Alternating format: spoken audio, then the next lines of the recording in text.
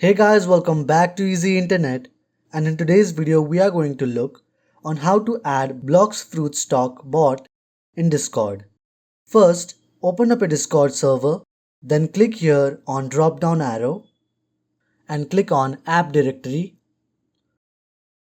On the search bar here, search for Blox fruit stock and hit enter.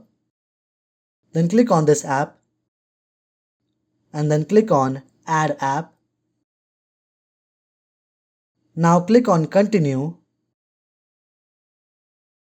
then click on authorize. Complete this verification test and now you have successfully added Blox Fruit Stock app to your Discord server. I hope this video has helped you. Do like, share and subscribe to Easy Internet for more such videos. Thanks for watching.